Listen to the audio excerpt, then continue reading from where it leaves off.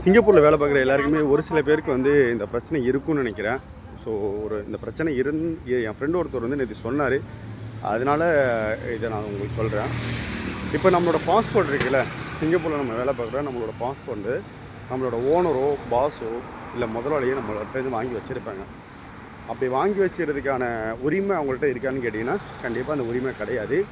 பாஸ்போர்ட்டுங்கிறது நம்மளோட சொத்து, அது நம்மக்கிட்ட தான் இருக்கணும். அவங்க எந்த ரீசனும் சொல்லி வாங்கி வைக்கக்கூடாது. இதான் உண்மை.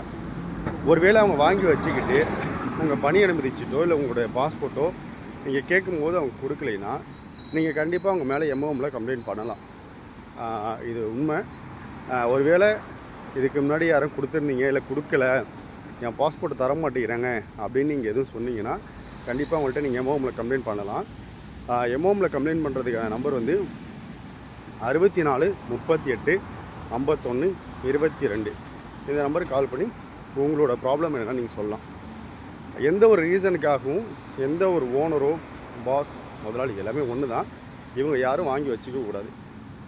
இது என் கூட வேலை பார்க்குற என்னோடய நண்பர் ஒருத்தருக்கு 2 நாளைக்கு முன்னாடி சொன்னாப்புல, இந்த மாதிரி என்னோடய பாஸ்போர்ட் வாங்கி வச்சுருக்காங்க ஐயா, கேட்டால் கொடுக்க மாட்டேங்கிறாங்கன்னு. ஸோ அப்படி வாங்கி வைக்கிறதுக்கான அனுமதி அவங்கள்ட்ட கிடையாது, சட்டப்பூர்வமாக கிடையாது. ஒருவேளை ஏதோ ஒரு பர்பஸ்க்காக வாங்கி வச்சுருந்தாங்கன்னா நீங்கள் கேட்குறப்ப அவங்க கொடுக்கணும், கொடுத்து ஆகணும். அப்படி கொடுக்கலைன்னா நீங்கள் கண்டிப்பாக அவங்க மேலே கம்ப்ளைண்ட் பண்ணலாம். இந்த மாதிரி யார் யார்கிட்ட பாஸ்போர்ட் வாங்கி வச்சுருக்காங்க, யார் யார்கிட்ட தரமாட்டேங்கிறாங்க அப்படின்னு இருந்தால் கண்டிப்பாக கமெண்ட் செக்ஷனில் பண்ணுங்கள்.